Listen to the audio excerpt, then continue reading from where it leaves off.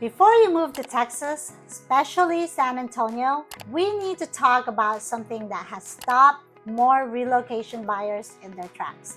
More than interest rates, inspections, or even insurance. It's property taxes. I cannot tell you how many conversations start like this. Phyllis, I heard Texas property taxes are crazy. Is it true? They're like 3%.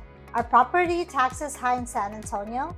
Doesn't it cancel out the no state income tax? And sometimes people almost don't move here because of something they Google. Today, we're clearing this up once and for all. We're going to break down property taxes explained in simple terms. Are property taxes high in San Antonio? The real answer, the difference between advertised rate and effective rate, how the Texas Homestead exemption works, what happens with new construction reassessment, and why no state income tax changes the entire financial picture, real examples with real math, and the biggest mistakes relocating buyers make if you're moving from California, Colorado, Florida, New York, Arizona, or anywhere outside Texas. This video is for you because property tax confusion kills deals. I don't want it killing yours. My name is Phyllis Domingo. I've lived here for over 20 years, and as a local realtor, I love helping people make their move to San Antonio.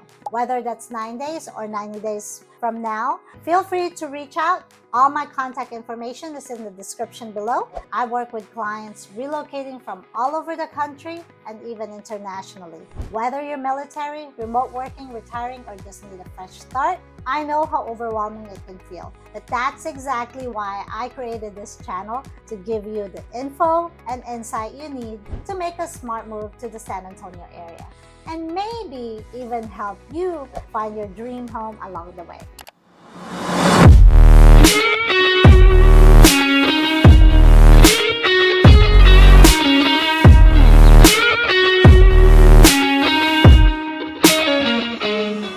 Let's unpack this property tax myth. San Antonio has a strong inbound migration trend. More people are moving here than leaving.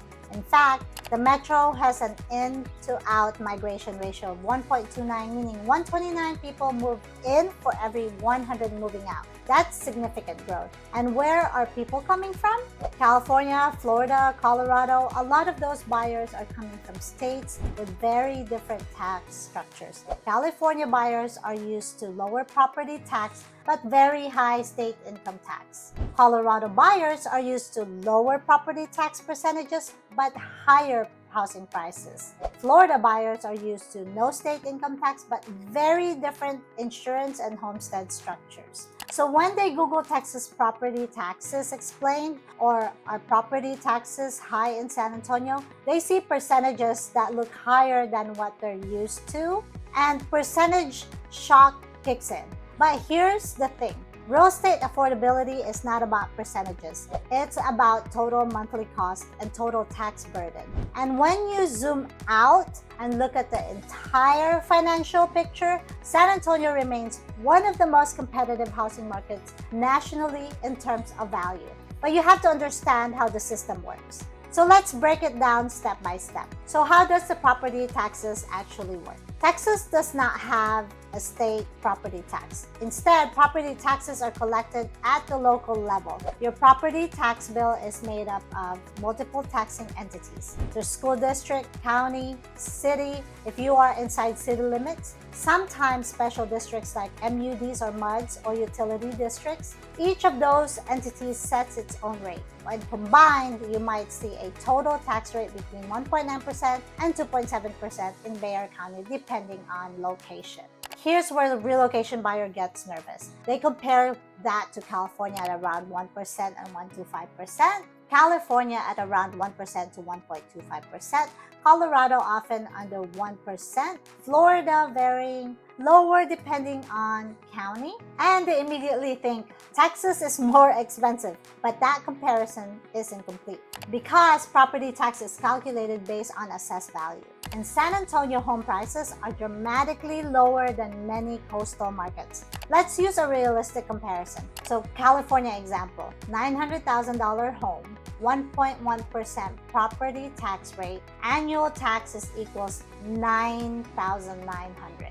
San Antonio example is $375,000 home, 2.3% tax rate. Annual tax rate is equals to $8,625. The percentage is higher, but the tax bill is lower. This is why comparing percentages without comparing home prices creates fear that isn't rooted in real math. So let's talk about advertised rate and effective rate. This is where things get really important. When you look at a listing online, you might see tax rate, 2.45%. That is combined advertised rate. But what actually determines your tax bill is assessed value times tax rate. And assessed value is determined by the county appraisal district. Now, here's where people get confused. The assessed value is not always the same as market value. Sometimes it's lower, sometimes it's catching up.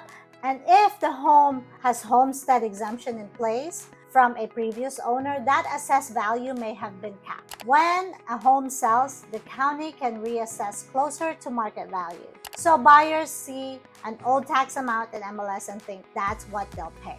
That is not always accurate. This is why I personally run projections for relocation buyers based on purchase price, homestead status, school district, city versus outside city limits, whether there's a MUD. You cannot estimate Texas property taxes by guessing. You need to calculate them properly.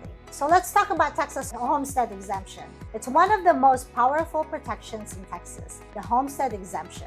If you purchase a home and it is your primary residence, you can file for homestead. When you do that, two very important things happen. First, you receive a reduction in taxable value for school taxes. Second, and this is a huge one, your home's assessed value increase is capped at 10% per year.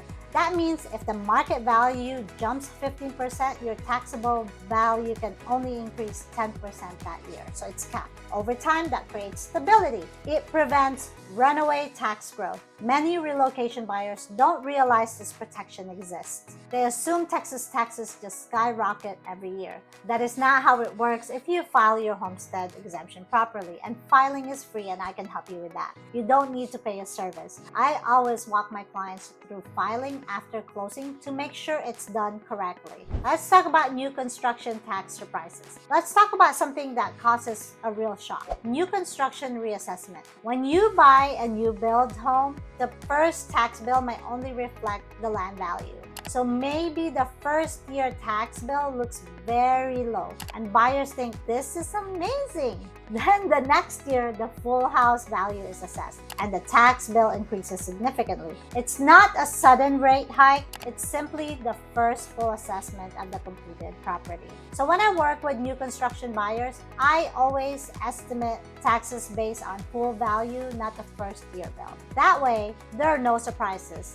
Never use the builder's first year tax estimate as your long-term number. Always calculate based on full assessed value. Now let's zoom out. Texas has no state income tax, zero. If you are moving from California and paying 8% to 10% state income tax, that is thousands per year. So let's do the math. For $150,000 income, 8% state income tax, that is $12,000 per year. That alone often offsets the higher property tax rate. So when buyers say, are property taxes high in San Antonio? The better question is, what is your total tax burden compared to where you live now? When you calculate lower home price, no state income tax, homestead cap, lower overall cost of living, the financial equation often favors San Antonio heavily. What relocation buyers get wrong? So here are the common mistakes. They focus on percentage instead of dollars. They don't understand homestead protection.